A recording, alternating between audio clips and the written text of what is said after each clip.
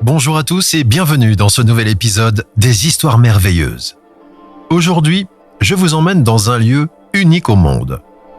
Une ville arrêtée dans le temps, comme figée par un sortilège. Une cité romaine prospère, balayée en une journée par la fureur de la nature. Nous partons à la découverte de Pompéi, la ville ensevelie par le Vésuve, en l'an 79.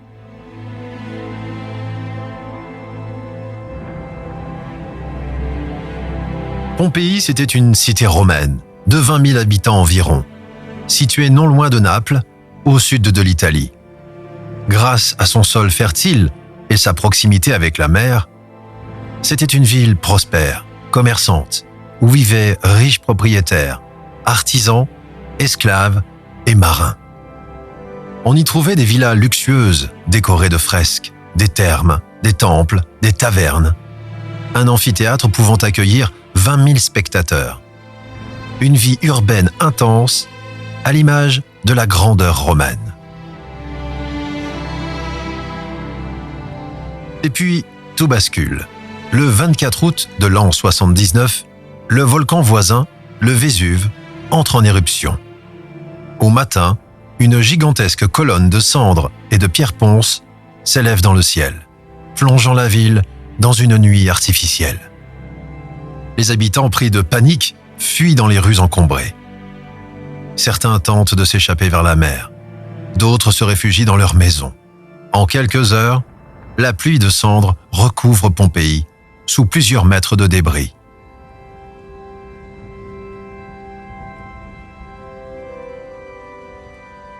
Le lendemain, un nuage brûlant, une nuée ardente, dévale les pentes du volcan à plus de 300 km/h. Les habitants restés sur place meurent instantanément, figés dans leur dernière posture.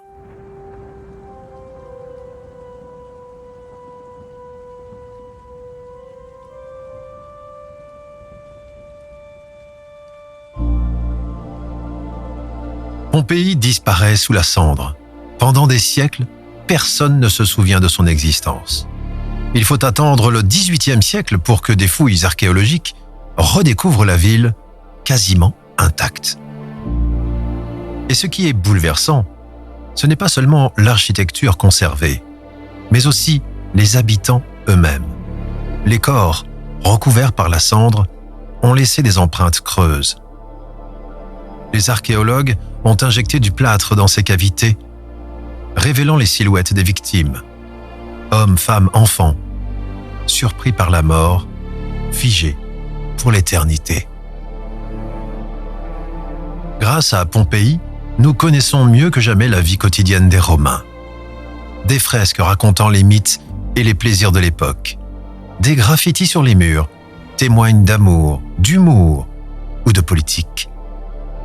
Des boutiques figées avec leurs amphores, encore pleines.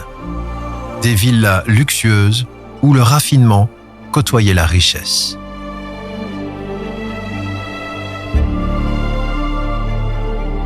Le Vésuve n'est pas seulement le volcan qui a détruit Pompéi. C'est l'un des volcans les plus dangereux du monde, car il dort, au cœur d'une des zones les plus peuplées d'Europe. Depuis la catastrophe antique, il est entré en éruption plus d'une trentaine de fois. La plus dévastatrice après celle qui a enseveli Pompéi eut lieu en 1631, causant des milliers de morts.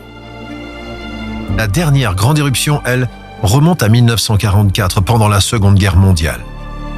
Les habitants de Naples virent un panache de fumée s'élever, les villages alentours recouverts de cendres, et même les avions alliés durent s'éloigner pour éviter les projections. Aujourd'hui, le Vésuve est toujours actif. Les scientifiques le surveillent en permanence car plus de 3 millions de personnes vivent dans sa zone d'influence directe. Les plans d'évacuation existent, mais tout le monde le sait. Si le volcan devait se réveiller brutalement, la situation serait dramatique.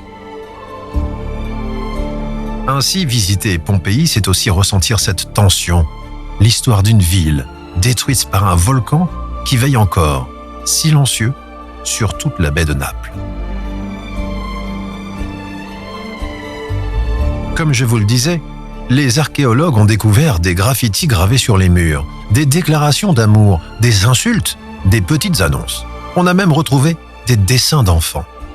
Preuve que la ville respirait, riait, vivait avant la catastrophe. Un autre détail est frappant. Les boulangeries. Plus de 30 fournils ont été exhumés. Certains avec des pains carbonisés, figés dans le temps. Imaginez, le dernier repas des habitants, jamais consommé.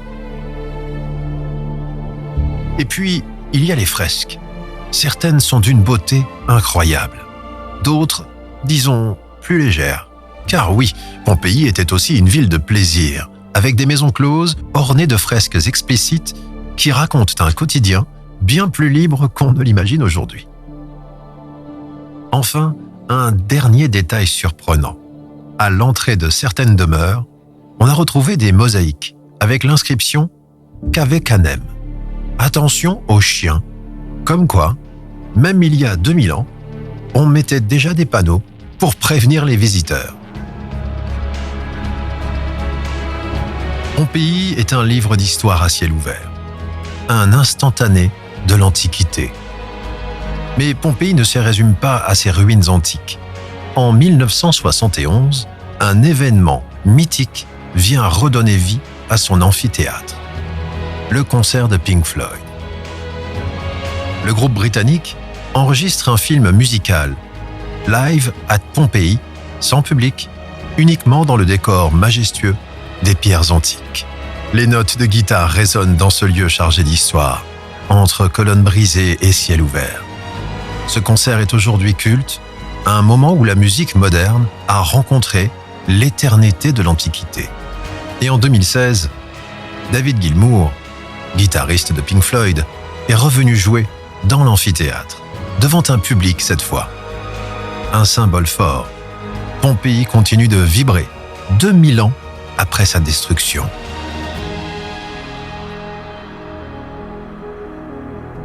Visiter Pompéi, c'est ressentir une étrange émotion.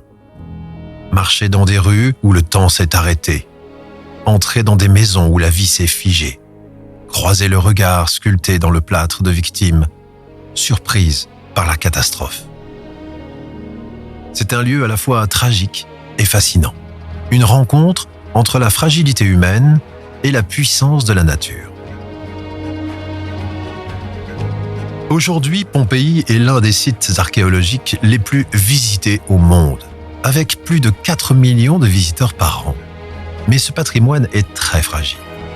L'érosion, la pollution et l'afflux touristique mettent en péril sa conservation.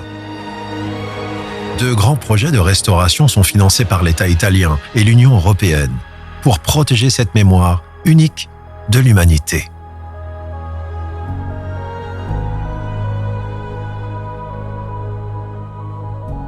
Avez-vous déjà visité Pompéi?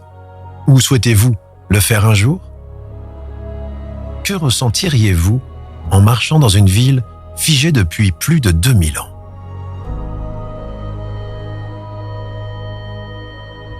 Merci d'avoir exploré avec moi les ruines et les souvenirs de Pompéi. Et à très bientôt pour de nouvelles histoires merveilleuses.